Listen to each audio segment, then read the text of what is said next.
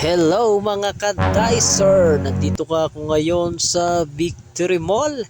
Bali napaupo nga muna ako dito saglit sa may gilid ng escalator nila dito sa may tapat ng hagdanan.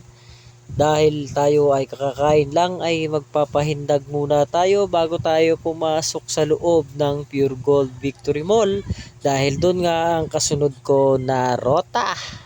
Bali na po na ko nga dito ay madaming mga estudyante ang dumadayo dito at dito nagmo-mall tour, dito tumatambay dahil nga siguro tambayan ng estudyante to, baka hindi na yata pumapasok yung iba, tumambay lang dito dahil sa taas noon ay may bilyaran pero hindi ko na ipapakita sa inyo.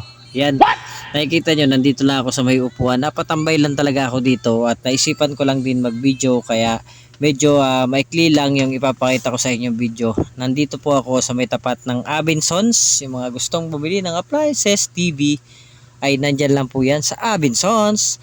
At yung mga gusto naman ng kumuha ng NBI ay nandito rin po yun.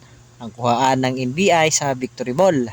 Yan, yung mga TV yung lalaki sa Abinsons lang po yan. Nandito tayo sa may tapat ng Abinsons. Dito lang po yan sa Victory Mall. At sa mga gusto naman po ng mga sapatos dyan ay meron tayong Jaguar shoe. Natawagin yan Jaguar shoe yan Medyo siguro may kamahalan lang yan pero kalidad naman yung mga sapatos dyan. Pero kung hindi naman kayo nagsusuot ng mga class A na ganyan ay pwede na kayong bumili sa mga palengke lang ng sapatos ng mga tig 300 plus, 200 plus ay pwede na po yan.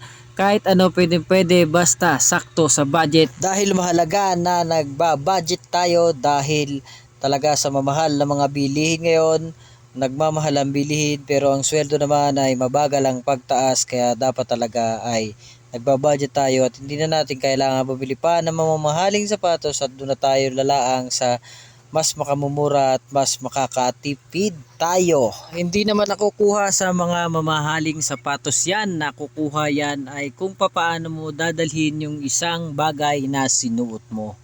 Kung papaano mo ibabalanse sa iyong katawan. Bali-balikan nga natin yung pagtambay ko nung una na nagpapahindag pa lang ako doon sa may tapat ng escalator, tapat ng hagdan.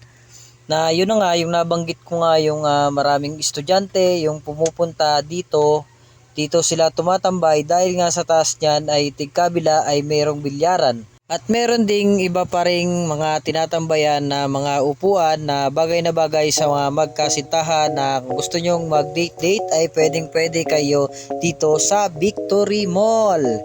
Hindi ko na nga pinakita sa inyo yung taas niyan dahil nga naghihintay nga lang ako ng oras at maya ipapasok na rin ako at magbibisit sa Pure Gold Victory Mall. Bali naisipan ko lang talaga mag-vlog at para may pang-upload na rin ako sa aking page na Chaddy Boy Official. Hanggang dito na lang po mga ka-dicer and salamat!